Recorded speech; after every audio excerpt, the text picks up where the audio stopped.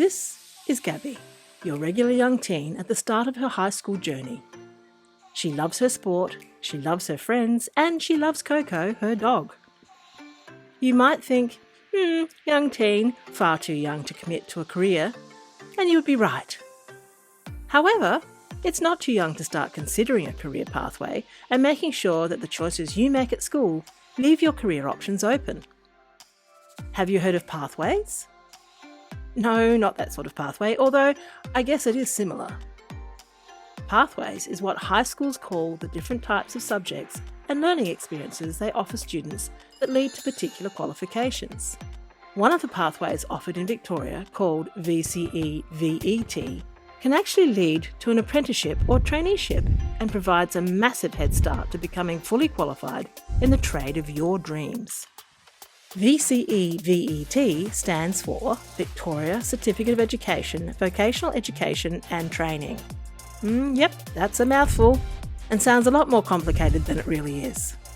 The easy way to think of it is to focus on the word vocational. Unlike other pathways offered by high schools, VET provides vocational education and training, which means on-the-job training. This is great for people who love working with their hands, creating and building things, fixing stuff, and being outdoors. It's a pathway that supports you to learn on the job, avoiding large study debts, develop skills that are in demand, attain qualifications that are internationally recognised, and position yourself to set up your very own business in the future. Now back to Gabby. What's this all mean for her? Well, I never want to be chained to a desk or stuck inside an office. And I do love creating and building things, so maybe this vocational pathways thing is worth exploring. But what is an apprentice and how do I become one? Okay, so what is an apprentice and how do you become one? An apprentice is someone who is in training to become fully qualified in a particular trade.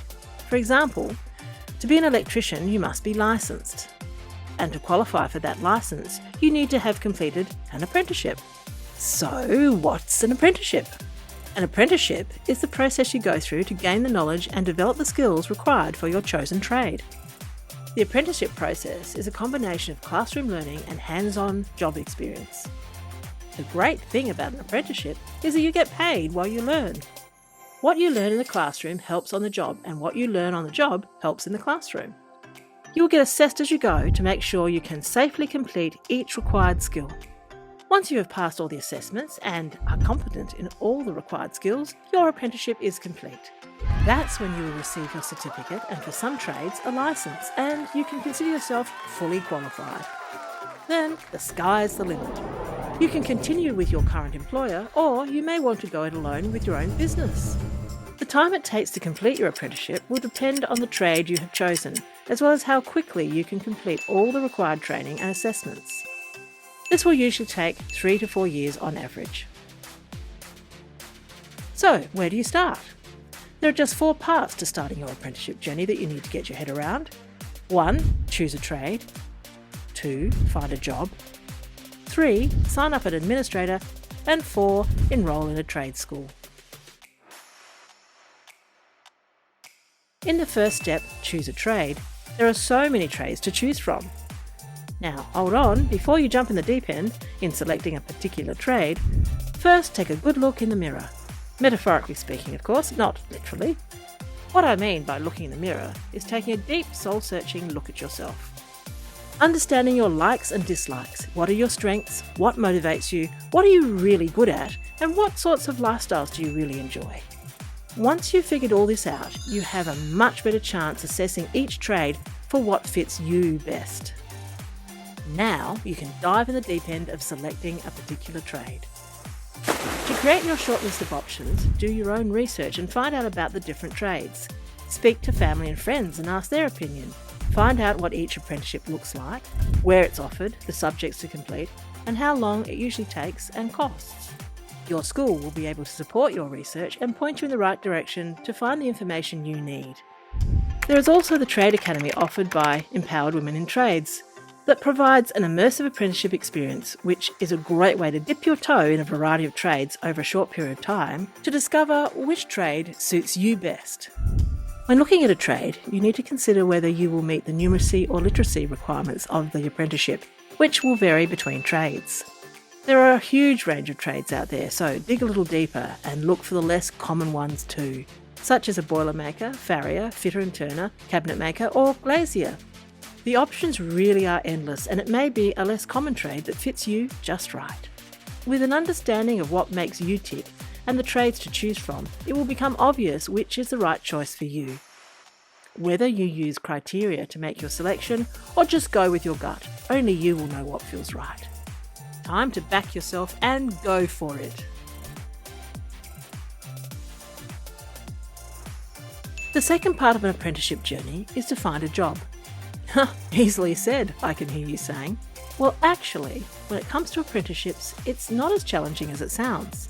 Apprentices are highly valued members of the workforce and a type of worker that many businesses are often actively seeking.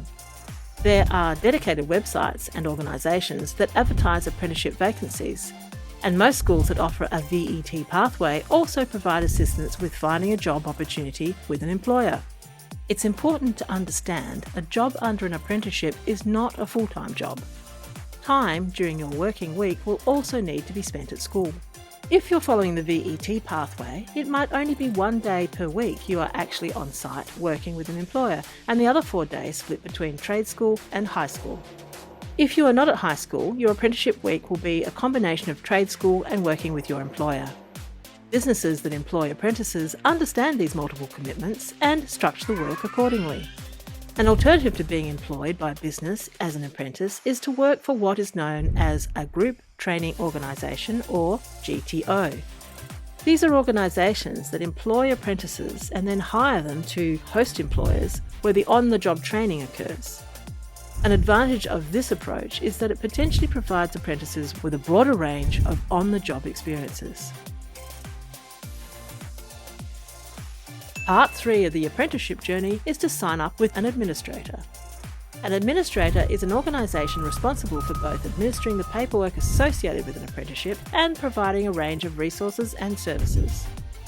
With the many different stakeholders and contracts that come with an apprenticeship, the administrator's role is to make life for the apprentice as simple as possible. The most important contract for an apprentice is the National Training Contract. It legalises the arrangement between an apprentice, their employer and their trade school, and is what is required to make an apprenticeship valid. The good news is your administrator will guide you through this process and will have contract templates to meet your needs and make it as simple as possible. To ensure administrators meet minimal standards, they must be approved by the Australian Apprenticeship Support Network as an AASN provider, such as the Melbourne Eastern Group Training, or MEGT, which is one of Victoria's 4 authorised providers. The last part of getting your apprenticeship up and running is to enrol in a trade school. Trade schools are responsible for providing the classroom training of your chosen trade and assessing your competency upon completion. Different trade schools offer different apprenticeship courses, so you will need to find one that offers courses in your chosen trade and best suits your needs. In the same way administrators need to be approved, trade schools also need to be registered as a Registered Training Organisation, or RTO. One of the services your administrator should be able to provide is to find an appropriate RTO for your chosen trade. The most common RTOs are TAFE colleges such as Box Hill Institute.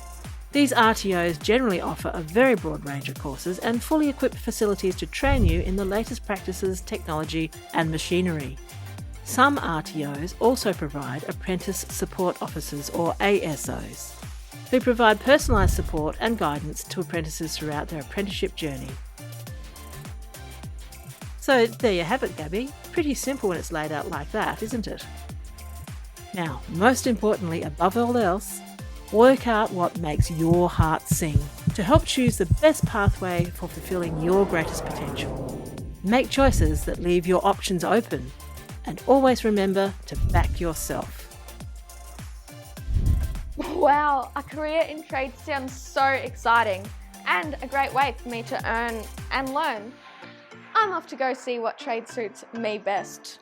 Let's go, Coco.